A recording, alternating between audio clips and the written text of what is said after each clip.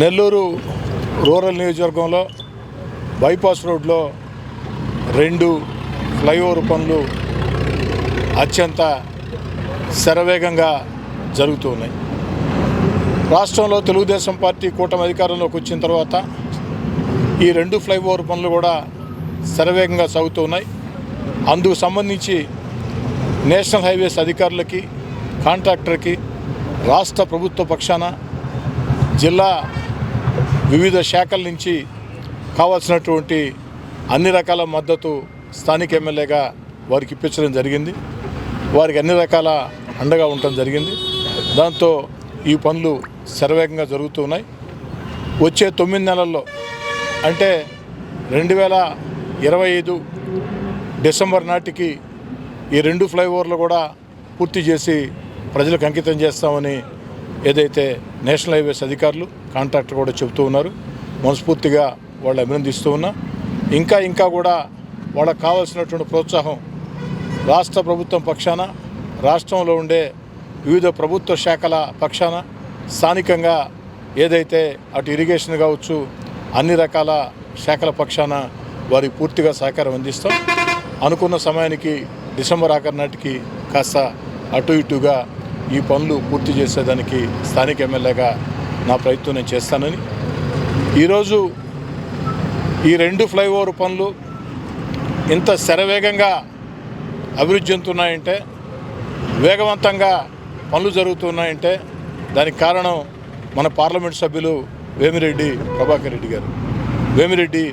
రెడ్డి గారి కృషి అద్భుతం.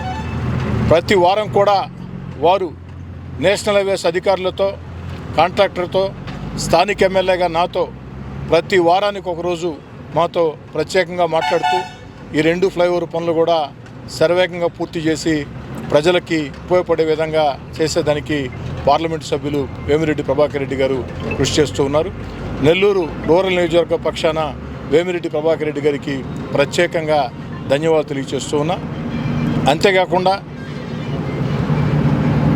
మెడికవర్, ఆ చిల్డ్రన్స్ పార్క్, ఆ యొక్క జంక్షన్లో కూడా ఫ్లైఓవర్ రావాల్సిన అవసరం ఉంది. ఆ యొక్క ప్రాంతంలో ఫ్లైఓవర్ ఎంతో అవసరం. అదేవిధంగా ఎన్టీఆర్ నగర్ వద్ద కూడా, ఆ రాజుపాళెం ఎన్టీఆర్ నగర్ వద్ద కూడా ఫ్లైఓవర్ రావాల్సిన అవసరం ఉంది. ఈ ఫ్లైఓవర్ల కోసం కూడా స్థానిక ఎమ్మెల్యేగా పార్లమెంటు సభ్యులు వేమిరెడ్డి ప్రభాకర్ రెడ్డి గారితో కలిసి అనేక రకాల ప్రయత్నాలు చేస్తూ ఉన్నా.